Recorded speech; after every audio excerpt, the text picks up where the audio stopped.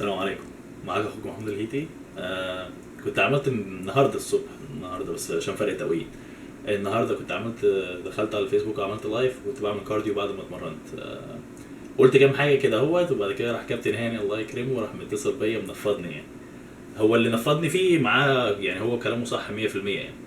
بس انا الفكره كلها اللي انا عملته غلط، ده السبب الرئيسي ان انا ما بحبش امرن حد اونلاين. حلو كلام. فهو الموضوع النهارده هيبقى حاجتين: ايه اللي انا عملته غلط، وان انا ما بحبش امرن اونلاين بسبب الموضوع دوت. البروجرام اللي هو الكابتن هاني عامله لي، عامل لي اكل معين وعامل لي كارديو معين وعامل لي تدريب حديد معين. حلو كلام. فالبلان اللي هو ماشي عليها، النظام اللي انا ماشي عليه معاه، ان انا اعمل الصبح قبل ما اكل خالص اللي هو فاستد كارديو، اللي هو بتعمل الصبح اول ما تصحى من النوم تعمل كارديو وبعد كده بتفطر بعديها. يا اما لو مش هعمل مثلا فاستد كارديو بعمل ال 30 45 دقيقه بعد التمرين. حلو كلام.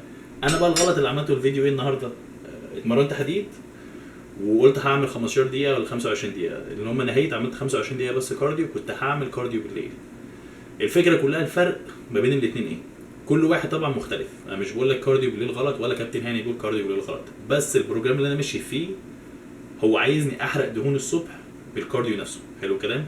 لو مش هتعرف تعمله الصبح يبقى اعمله بعد التمرين، بحيث وانا في التمرين انا بستهلك كل الكربوهيدرات اللي في جسمي ان انا بتمرن حديد، وبعد كده ما برجع على التريدميل او على مثلا على المشايه او اي حاجه ببتدي بقى اعمل كارديو وابتدي احرق دهون. وحرق الدهون عشان ما اخش معاك في تفاصيل بتاخد مثلا 20 دقيقه. فال 15 دقيقه اللي انا قلت ممكن هعملها ولا ال 25 دقيقه اللي انا عملتهم مفيش حرق دهون كتير الا بس 5 دقايق. حلو كلام. فهي الفكره كلها انا قلت ايه، انا هعمل بالليل كارديو تاني. فراح هو مكلمني بقى قال لي انت حاطط بوست وكتب ودارس ومش دارس. هو نفسه ما قاليش انا عملت ايه غلط، هو خلاني انا انطقه. قال لي انت لما تعمل كارديو بالليل ايه مصدر الطاقه بتاعتك الرئيسي؟ قلت له الكربوهيدرات اللي انا باكلها، لان انا عندي وجبتين اللي هو في نص اليوم فيهم جزء كربوهيدرات. انا بحب البطاطا، فهو يعني مديني خيارات يعني، بس انا شخصيا بحب البطاطا جدا يعني. فحط في الوجبتين بطاطا باكل منهم كربوهيدرات. قال لي طب انت لما هتعمل كارديو مش هتستهلك الكربوهيدرات دي اللي احنا معملينها عشان تبني العضله بتاعتك وعشان تقوي جسمك في الكارديو نفسه؟ فاللي هو طب صح معاك يعني كلامه صح. فقال لي بقى انت كده بتأذي نفسك.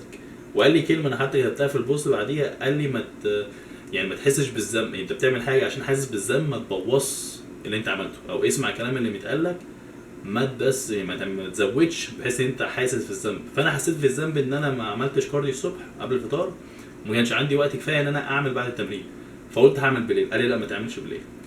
فان شاء الله بكره لو ربنا ادانا العمر هصحى الصبح واعمل كارديو الصبح. فهي دي الفكره كلها، اللي انا حاجه انا شخصيا عملتها غلط ومفروض ان انا عارف ان هي غلط، بس هو الشعور بالذنب.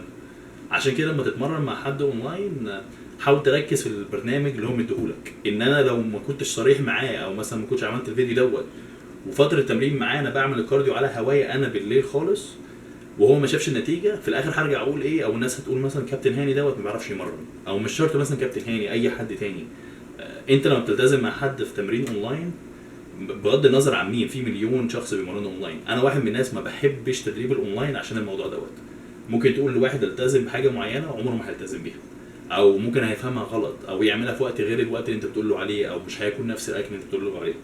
فهي الفكره كلها التوقيت نفسه مهم جدا في البرنامج اللي انا فيه. مش معنى كده ان الكارديو بالليل غلط، لا، انا بتكلم بس في النقطه اللي هو بيتكلم فيها، ان هو برنامج اللي هو ماشيني فيه عايزني احرق دهون وفي نفس الوقت ابني عضله ان شاء الله، او على الاقل ما اخسرش من العضله اللي انا فيه. فانا حبيت اوضح لكم النقطه دي. فكده بقى علموا عليا، واي فيديو مثلا بعمله تاني او لايف مثلا ولا حاجه، حتى لو شفتني بقول كلمه غلط ما تتكسفش تقول، بس قولها بتوضيح بحيث ان هي ما تبقاش هجوم. بالعكس انا واحد من الناس بتعلم كتير جدا جدا جدا من ناس كتير جدا، سواء كابتن هاني سواء كابتن صلاح سليم. انا بتعلم من ناس كتير جدا جدا جدا. الناس اللي عرفت عليهم من جيم مصر وناس كتير يعني من جوه جيم مصر ساعات بينزلوا بوستات انا نفسي بتعلم منها حاجات كتير جدا يعني. يلا وانا هكمل بقى ايه طبخ الفراخ اهو. يلا السلام عليكم.